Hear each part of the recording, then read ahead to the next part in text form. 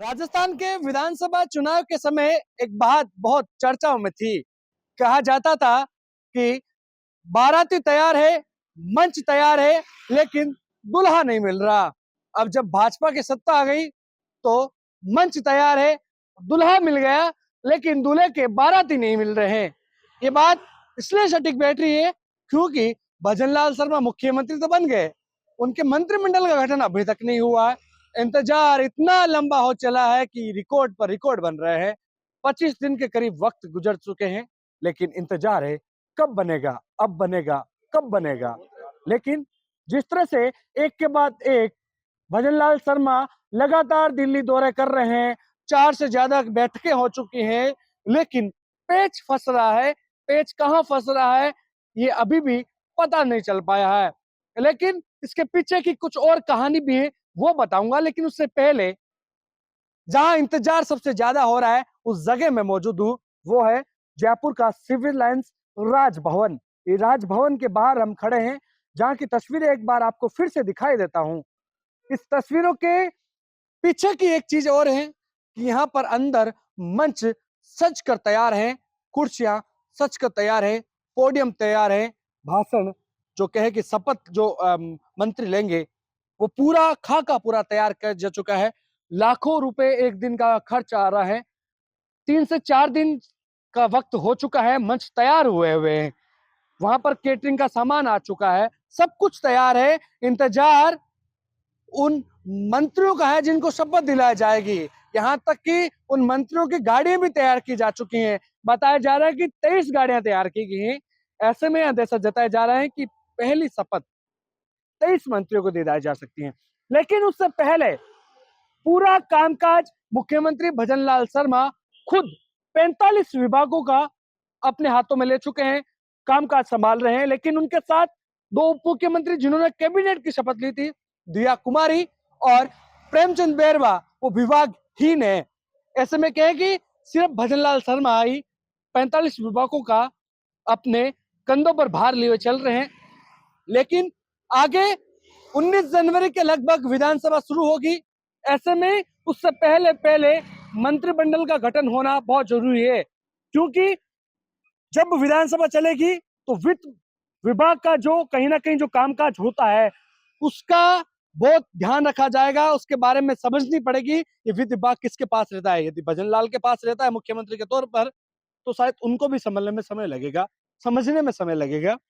ऐसे में जब बात की जा रही थी कि जब मुख्यमंत्री के तौर पर भजनलाल की नियुक्ति हुई, वो मलमास से एक दिन पहले कर दी गई थी, 15 तारीख को।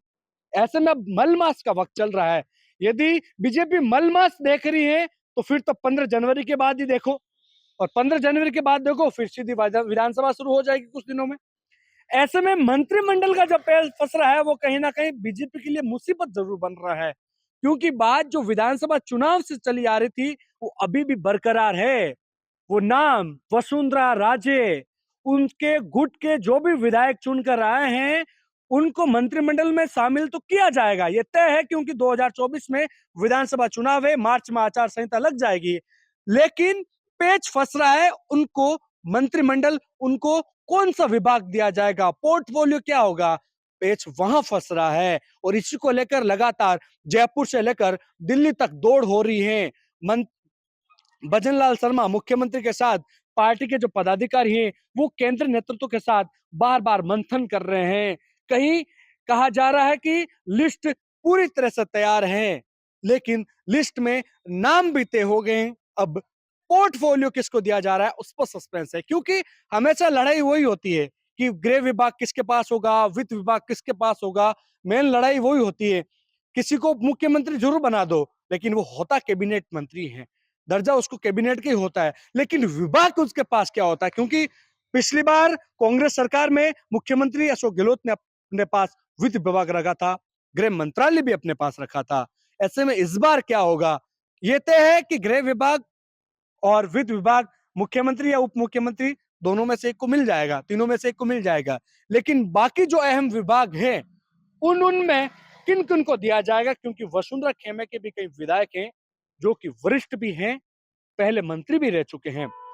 उनको क्या वो सेम विभाग दिया जाएगा या फिर दूसरे विभाग में उनको सेटल किया जाएगा। इस सेटलमेंट के बीच की जो कहे कि जो दूरियां हैं वो लगातार बढ़ती जा रही हैं।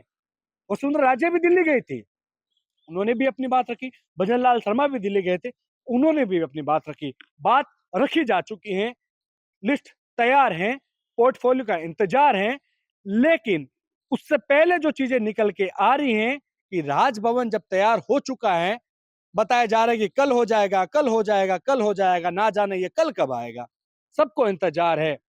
अब राजभवन में तैयारी हो गई है, लेकिन राजभवन में भी 24 घंटे पहले बताया जाएगा कि शपथ ग्रहण समारोह होगा। तैयारियां भली हो, लेकिन एक नियमानुसार जो कह सकते हैं कि प्रक्रिया होती है, उस प्रक्रिया के तहत 24 घंटे पहले बताया जाएगा। अब जब राज्यपाल जोधपुर दौरे पर है, मुख्यमंत्री भी अलग अलग दौरे कर रहे हैं, ऐसे में ये लग रहा है कि आज तो नहीं होगा और कल भी नहीं लग रहा है। ऐसे में यदि कल या परसों 2 दिनों में यदि मंत्रिमंडल का गठन नहीं होगा, तो मान के चलिए 15 जनवरी के बाद ही सोचना, उससे पहले कयास लगाना भी बेमानी होगी। कैमरा सहयोगी मनोज के साथ विशाल शर्मा, जयपुर, राजस्थान तक।